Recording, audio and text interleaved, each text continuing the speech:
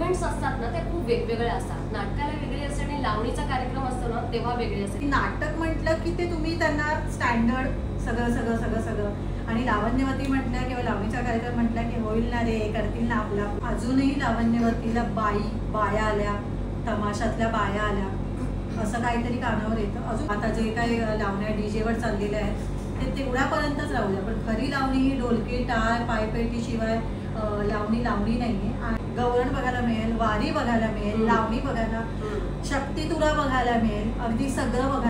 कारभारी दमान होऊ द्या, दमान होऊ द्या, दमान अंग भिजलं घामान. हाय हॅलो नमस्कार, मी तुमची सर्वांची लाडकी लावण्यवती आकांक्षा कदम आणि मी अभिनेत्री आणि लावण्यवती धनश्री आणि आमच्या कार्यक्रमाचं नाव आहे फोक लावणी रॉक्स. खूप स्वागत. खरं तर फोक लावणी सॉन्ग यांचं खूप काय काय ऐकतो आतापर्यंत आणि धमाकेदार असे परफॉर्मन्स बघायला मिळतात, पण नेमकी संकल्पना कशी आहे आणि आत्ताचे का करावं असं वाटतं? ॲक्च्युली यूथसाठी नवीन नवीन कार्यक्रम आलेलेच आहेत, हे सगळ्यांनाच माहिती आहे. जसं फोक आख्यान, फोक लोक असे बरेच अभंग रिपोस्ट आहे. अशा वेगवेगळ्या पद्धतीतून यूथचं मनोरंजन करण्याचा प्रयत्न सुरू आहे सध्या तरी. सो आम्ही पण असा प्रयत्न केलेला आहे की लावण्यांमधून काही आपल्याला एंटरटेनमेंट करता येईल, म्हणजे नवीन मुलांना किंवा कॉलेजच्या मुलींना एन्जॉय करण्यासारख्या लावण्या वाजल्या पाहिजेत, त्याच्यावर नाचलं गेलं पाहिजे, पण पारंपरिक मधूनच आम्ही तो एक थोडासा काय म्हणतात त्याला वेगळीकडे जाण्याचा प्रयत्न केलेला आहे आणि तो आवडतोय लोकांना. खूप गर्दी होते, खूप रिस्पॉन्स छान आहे. तर तुम्ही पण या कार्यक्रमाला आणि मजा करा. तुला काय सांगायला? मी हेच सांगेन की जसं धनश्री म्हणाली की वेगळा काहीतरी प्रयत्न करतोय.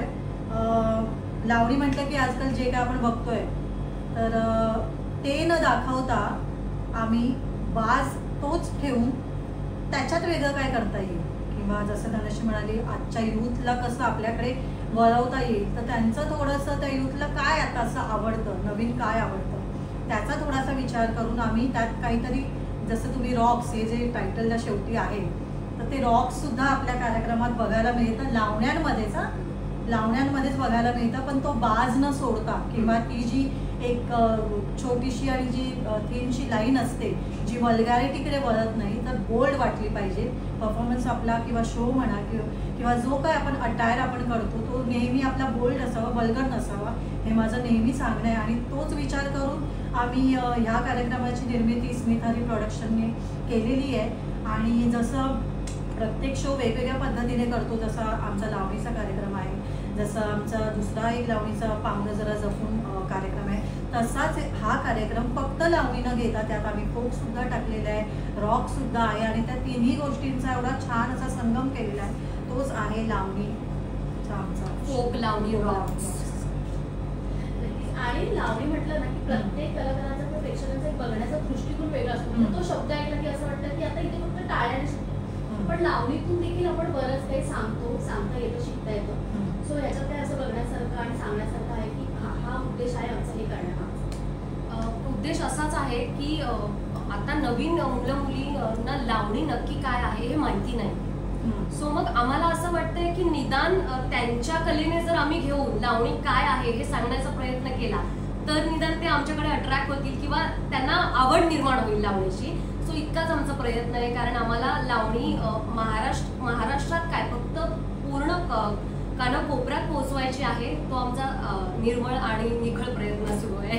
आणि मोठी गोष्ट या कार्यक्रमाची ही आहे की लावणीसोबत फोक आपलं परंपरा, आपली पारंपरिक जी लोककला आहे त्याची सांगड कशी घालायची, लावणी आणि फोकला धरून, आणि प्लस त्यात वेस्टर्न थोडासा टच कसा तडका द्यायचा, जेणेकरून आत्ताचं जनरेशन आहे किंवा जे आपलं जुनं जनरेशन आहे ती लोक पण येतात, त्या लोकांना पण आवडतो हा कार्यक्रम आणि त्यांना हे खूप असं बघायला छान वाटतंय की सगळ्या गोष्टी एका पॅकेजमध्ये बघायला मिळतात आणि ते सगळ्यांनाच आवडतं ना. एका तिकीटमध्ये एवढं सगळं बघायला मिळत असेल तर थोडे आयटम सॉंग्स पण आहेत आणि त्याच्यानंतर आमच्या दोघींचे डुएट सॉंग्स आहेत. त्याच्यानंतर गवळण बघायला मिळेल, वारी बघायला मिळेल, लावणी बघायला, शक्ती तुरा बघायला मिळेल, अगदी सगळं बघायला मिळतं एका एका पॅकेजमध्ये. तर मग हे धमाका आहे हा. लाईव्ह कला सादर करणं हे तितकंसं काय म्हणतात ते सहज सोपं नाही आहे. बऱ्याच अडचणी येतात. अनेकदा ऑन स्पॉट देखील लाईव्ह तुम्ही नृत्य करत असताना सुद्धा अनेकदा अडचणी येतात. अशा काही अडचणी आता आल्या आहेत आणि त्या अडचणींना टॅकल कसं करतात? बापरे, अशा अडचणी प्रत्येक शोला येतात आणि लाईव्ह शो करताना तर बऱ्याच येतात. आर्टिस्टला येतात, म्युझिशियनला येतात, सिंगर्सला येतात आणि सगळ्यात जास्त येतात त्या डान्सर्सला येतात. कारण किती काही झालं तरी डान्सर हा स्टेजच्या समोर ऑडियन्सला दिसत असतो.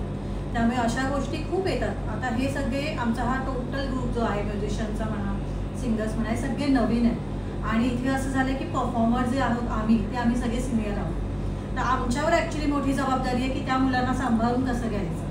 कारण ती लोक असे जरा जरी चुकलं तरी ते असे बिचारे घाबरतात. तर त्यांना सांभाळून घ्यायचं काम आमचं आहे आणि ते आम्ही चोखपणे पार पाडतो.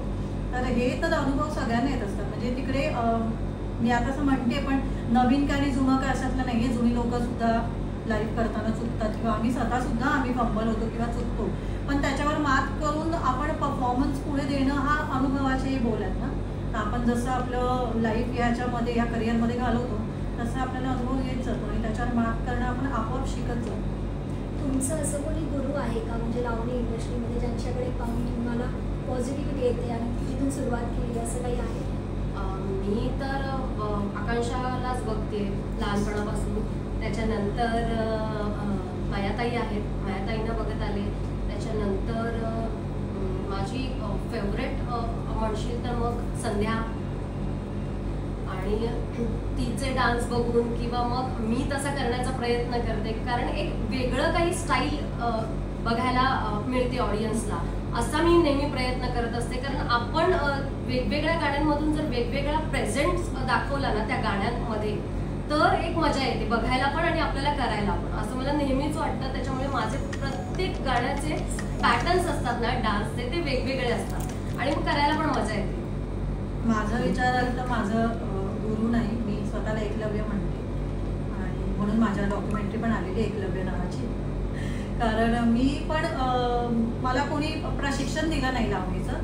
मी प्रत्येक ज्या जुन्या आर्टिस्ट आहेत, चांगल्या लावण्यवती आहेत, मायाताई म्हणा, सुरेखाताई म्हणा, प्रियंका शेट्टी म्हणा, यांचे कार्यक्रम बघून मी शिकलेली आहे. मी कोणाकडेच जाऊन असं कधी म्हटलं नाही मला लावणी शिकवा, नाही. मी त्यांच्यातलं काय आहे तर प्रियंका शेट्टीची एनर्जी आहे, सुरेखाबाईंची अदाकारी आहे, मायाताईंचा स्टॅमिना आहे, या गोष्टी सगळ्या घेत मी माझी स्वतःची ओन स्टाईल निर्माण केली. त्यामुळे मी एकलव्य. सो खरं तर आता आपण बघतो की लावणीचे इतके शो होतात, म्हणजे त्याला लावणी म्हणतात की नाही हे माहीत नाही, बट खूप जण आता त्याला डीजे लावणी म्हणतात आणि ते वेगवेगळे शो. यामध्ये तुमच्या दोघींचं काय आहे की खरंच ती लावणी आहे? नाही, जिथे ढोलकी वाजत नाही तिथे लावणी नसते, असं माझं असं म्हणणं आहे. माझं नाही, आपल्या सगळ्यांचंच म्हणणं आहे. तर ढोलकी जोपर्यंत आम्हाला ऐकू येत नाही तोपर्यंत आम्हाला पण मजा येत नाही नाचायला. जोपर्यंत आमच्या पायात घुंगरू नसतात तोपर्यंत ती एनर्जी मिळत नाही. तुम्ही असा परफॉर्म करायला सांगा आणि आम्ही जेव्हा घुंगरू घालून प्रेझेंट होतो ना रंगमंचावर, तेव्हा एक वेगळी एनर्जी असते आमच्या बरोबर. सो मग आता माझ्या बोलताना पण अंगावर काटा येतोय. सो मी सांगू शकत नाही, तो अनुभव एक वेगळा आहे, तो प्रत्येकाने घ्यावा, प्रत्येक नवीन मुलीने घ्यावा, असं आम्हाला सगळ्यांनाच, म्हणजे ज्या कोणी लावण्यवती नवीन येतील त्यांना आमचं सांगणं आहे आमच्या सगळ्यांकडून की लावणी ही डीजेवर करता येते, पण तिचा जो प्रेझेन्स आहे ना तो तुम्हाला मिळणार नाही, तो अनुभवता येणार नाही. फक्त लावणी वाजते, बोल वाजतायत, डिंचक वाजतंय, आपलं चाललंय गाणं आहे, ओके. पण खरी लावणी जर तुम्हाला ऐकायची असेल आणि ती करायची असेल तर त्याला ढोलकी, अशा सगळे जे वादक आहेत आपले, ते आपल्या बरोबरच पाहिजे, तरच लावणी प्रेझेंट करता येते. ढोलकी डीजेवर कशी ऐकायला वाटलं तुम्हाला? जसं आपण आधी 90s मध्ये बघायचो की झनकार बीट्स, एक्स्ट्रा झनकार बीट्स लागायचे, ढिंचक, तो एक्स्ट्रावाला वाज असतो तो ठीक आहे, तो एक्स्ट्राच राहू दे लावणीमध्ये. जर कोणाला वाटत असेल किंवा आता जे काही लावण्या डीजेवर चाललेल्या आहेत ते तेवढ्यापर्यंतच राहू द्या. पण खरी लावणी ही ढोलकी, टाळ, पायपेटीशिवाय लावणी नाही आहे. आणि ज्या खरोखर ज्या पारंपरिक लावण्यवती आहेत त्यांना जाऊन बघा की त्या लावणी कशा करतात, किंवा जे खरोखर ढोलकीवादक आहेत, पायपेटी प्लेयर आहेत, जे तमाशामधून आलेले आहेत, पारंपरिक रित्या आलेले आहेत, त्यांना जाऊन बघा, त्यांचे कार्यक्रम असतात. तुम्हाला खरंच कळेल की खरी लावणी काय आहे. बरं, समाजात वेगवेगळ्या विचाराची लोक राहत असतात आणि लावणी काही लोकांना कळत सुद्धा नाही आणि ते म्हणजे असतं ना की नाक मुरडणं वगैरे सुरू असतं. तुम्ही जेव्हा सुरुवात केली तुम्हाला असं ट्रोलिंगचा सामना करावा लागला का, किंवा ही लावणीच करते किंवा हे असंच करते, आणि प्रत्येक वेळी काय ना काय पाय खेचणारे लोक असतात, असे तुमच्या बाबतीत काही किस्से घडले? आमच्या बाबतीत बरेच घडलेले आहेत आणि आत्ताही मला खूप असा फ्रेश अनुभव येतो, कारण मी नाटकात कामं करते आता सध्या तरी. आधी पण करत होते, म्हणजे सुयोगपासून माझी सुरुवात झाली, इच्छा माझी पुरी करा. पण ज्या नेहमीच्या ज्या ट्रीटमेंट्स असतात ना त्या खूप वेगवेगळ्या असतात. नाटकाला वेगळी असते आणि लावणीचा कार्यक्रम असतो ना तेव्हा वेगळी असते. तेव्हा आमची अशी चिडचिड होते, कारण मी स्वतः लावण्यवती असल्यामुळे मग मला असं वाटतं की हे इथे का नाहीये, मग इथे का अशी वागणूक आहे. बरं, नाटक असेल तर सगळं क्लीन, सगळं हे नाटक आहे असं, आणि जेव्हा लावणीचे कार्यक्रम असतात तेव्हा आरामात सगळं चाललंय, मस्त चाललंय, इथे बल्ब नाहीये, इथे हे नाही, तिथे आमच्या कंप्लेंट्स असतात की हे नाही आम्हाला, तुम्ही द्या आणून. आम्हाला बोलावं लागतं, तसं नाटकाला नाही बोलायला लागत. आता मी अभिनेत्री आहे, पण तरी सुद्धा मी लावणीच्या बाजूने नेहमीच उभी असते आणि नेहमी उभी राहणार. आणि ट्रोलिंग म्हटलं तर ते काय हत्ती चालत असल्यावर कुत्रे भोंगतात असतात. सो आम्ही लक्ष देत नाही त्याच्याकडे. आम्हाला काय करायचंय, लावणीसाठी काय करायचंय हे आम्ही शेवटपर्यंत करतच राहणार. अजूनही लावण्यवतीला बाया आल्या, तमाशातल्या बाया आल्या असं काहीतरी कानावर येतं. अजूनही मी जेव्हा यात्रेचे कार्यक्रम करते तेव्हा तिकडे गाडी थांबली की उतरल्यावर असं कानावर आपल्या ऐकू येतं ना की एखादा म्हणेल की अरे डान्स ग्रुप आला किंवा असं काय, तर तिकडे बाया आल्या, बाया तमाशातल्या बाया आल्या, हे असं म्हणजे मुंबईतला ग्रुप नेला तरी सुद्धा तेच ऐकायचं आहे. किंवा एक किस्सा मी तुम्हाला सांगेन. जेव्हा आम्ही यात्रेच्या शोसाठी गेलो होतो आणि तिकडे आम्ही उतरलो आणि आम्ही त्यांना विचारलं की फ्रेश व्हायचं कुठे जाऊ, तर ते आम्हाला म्हणतात की बालदी आणली आहे का तुम्ही तुमची. तर आम्ही असं थोड्या वेळा म्हटलं, असं एकमेकींकडे बघतोय की बालदी म्हणजे हा तुम्ही बालदी आणली असेल ना तुमची, म्हणजे पाणी भरून देतो. म्हटलं काका आम्ही कुठून बालदी आणणार, आम्ही मुंबईवरून आलो. अच्छा मुंबईवरून आलात, मग आम्हाला वाटलं तमाशातले आहात ना, तमाशात कसं सगळं घेऊनच फिरतो. म्हणजे मला असं म्हणायचंय की भले तमाशा आणि मुंबईतल्या फरक नाही, लावण्यवती आहे ना. तुम्ही जसं धनश्री म्हणाली की नाटक म्हटलं की ते तुम्ही त्यांना स्टँडर्ड सगळं आणि लावण्यवती म्हटलं किंवा लावणीचा कार्यक्रम म्हटला की होईल ना रे, करतील ना आपलं कुठेतरी ते शाळेच्या वर्गात द्यायचं तयार व्हायला. नाटक असलं किंवा इव्हेंट असले की व्हॅनिटी वॅन्स असणार बाहेर उभ्या, हे खूप होतं, अजूनही होतं. आपल्याला तर ट्रोलिंगचा सामना करावा लागतो, पण आपल्यासोबत घरच्यांना पण सामना करावा लागतो. कधी त्यांच्याही कानावर पडत असतं. असं तुमच्या बाबतीत कधी झालंय का, किंवा घरच्यांनी किती सपोर्ट केला या? नाही, माझ्या बाबतीत असं नाही झालं आणि माझ्या घरच्यांच्या बाबतीतही नाही असं झालं. कुणाला ट्रोलिंग नाही, माझ्या घरच्यांना नाही करायला लागली. आणि मला जर मी ऐकले असेल तर मी ऑन द स्पॉट मी तिकडच्या तिकडे त्याला शांत करते. हे किस्से माझे खूपच फेमस आहेत. पण राहिला प्रश्न जसं तुम्ही मला काय विचारलं, सॉरी, घरच्यांना नाही घरच्यांचं तर नाही, आणि काहीतरी तुम्ही हा घरच्यांनी सपोर्ट म्हणजे घरच्यांमुळे मी आज इकडे आहे. माझे पप्पा स्वतः डिरेक्टर होते मराठी नाटकांचे, तर त्यांच्या रक्तातलं ते माझ्यात आलेलं आहे जीन्समधून. आणि पप्पा डिरेक्टर असल्यामुळे तर काय प्रश्नच नाही, त्यामुळे घरच्यांचा फुल सपोर्ट होता मला. आणि आजकाल लावणी बघायला महिला देखील येतात, त्या देखील शिट्ट्या बिट्ट्या वाजून अगदी अनुभव कसा वाटतो. म्हणजे आता महिला देखील आपल्या ह्या कार्यक्रमाला येतात आणि खूप भारी वाटत असेल की यार आता महिला पण यायला लागेल. ताकद वाटते, ती ताकद ऍक्च्युली बघायला गेलं ताकद वाटते. कारण मी तेव्हापासून सुरू केलं आहे जेव्हा बायका नाही यायच्या, तेव्हा नसायच्या बायका. म्हणजे आमच्या लावणीच्या शोला तर पहिल्या 2 लाईन तर फिक्स असतात की हीच लोक दिसणार, हेच चेहरे. मग त्याच्यानंतर मागे कोण वेगळी लोक बसलेली असतील.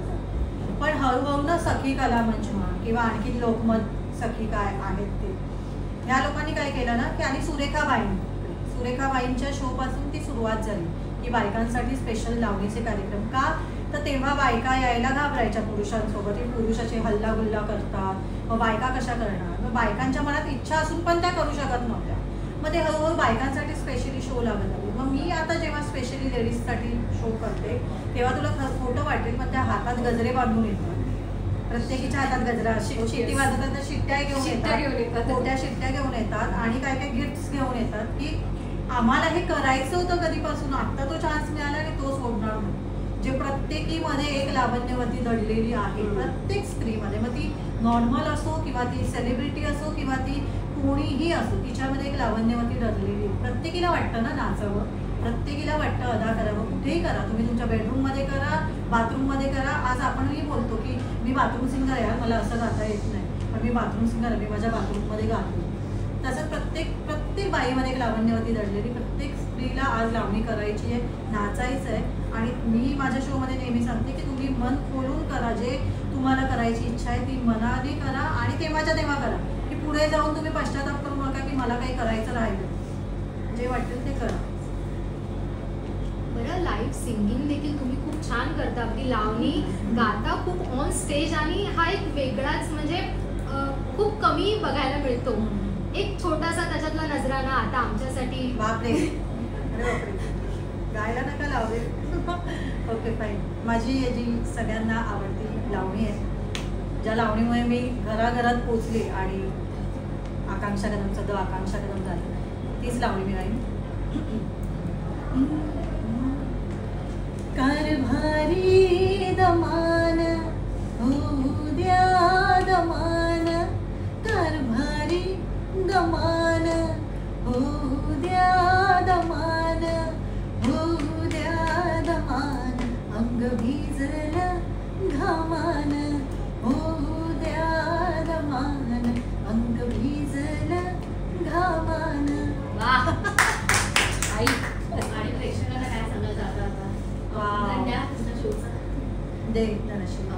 नक्की या कार्यक्रमाला आमच्या मज्जा करा, फुगडी खेळा, कारण आमच्या कार्यक्रमात बऱ्याच नवीन आर्टिस्ट आता प्रेझेंट होत आहेत कार्यक्रमातून. आमच्या विभूती आहे, त्याच्यानंतर भाविका आहे, त्याच्यानंतर नेहा आहे, या आमच्या कलाकारांची नावं आहेत. आणि प्रत्येकाच्या जागेवर हिरोईन्स आहेत. त्या भाविकाचा आमच्या एक नवीन सिनेमा येतोय आता, सत्यभामा म्हणून. तर हा सिनेमा सगळ्यांनी चित्रपटगृहात बघायला जा, सगळ्यांनी खूप गर्दी करा. जसं आमच्या ऍक्ट्रेस आहे हा, आणि आमच्या कार्यक्रमाला जसं येतात तसं त्याच्यात तिच्या फिल्मला गर्दी करा. त्याच्यानंतर विभूती जी आहे ती नाटकांमध्ये तुम्हाला दिसत असते. त्याच्यानंतर नेहा जी आहे ती ढोलकीच्या तालावरला बऱ्याच एपिसोडमध्ये तुम्हाला दिसलेली आहे. सो आणि आम्ही दोघी आहोतच त्यांच्या बरोबरीने काम करायला. सो आमचा हा असा अनोखा वेगळा कार्यक्रम बघायला या. आणि याचं जे नृत्य दिग्दर्शन केलेलं आहे ते संतोष भांगरेने केलेलं आहे. सो संतोष भांगरेचं नाव तुम्ही सगळ्यांनीच ऐकलेलं असेल. आता तो फिल्मला कोरिओग्राफ करतोय, सिरियल्सला कोरिओग्राफ करतोय. सो आता तो खूप वर्षानंतर एका वेगळ्या ढंगात आलेला आहे. सो त्याची कोरिओग्राफी बघायला या. आणि म्युझिक अमीर हडकर करता आहेत. अमीर हडकरला तुम्ही सगळे बघतच आहात, ऐकत आहात हास्य जत्रामधून. सो हेही म्युझिक त्यांनीच केलेलं आहे. त्याच्यानंतर श्रेयस आहे, तो असिस्ट केलेला आहे त्याने. त्याचं रॉक्स म्हणून एक वेगळा कार्यक्रम आहे. सो तो थोडासा रॉक्स तो आमच्या कार्यक्रमात घेऊन आलेला आहे. असे मस्त एक एंटरटेनमेंट आम्ही घेऊन आलेलो आहे तुमच्यासाठी. सो सगळ्यांनी या फोक लावणी रॉक बघायला. धन्यवाद.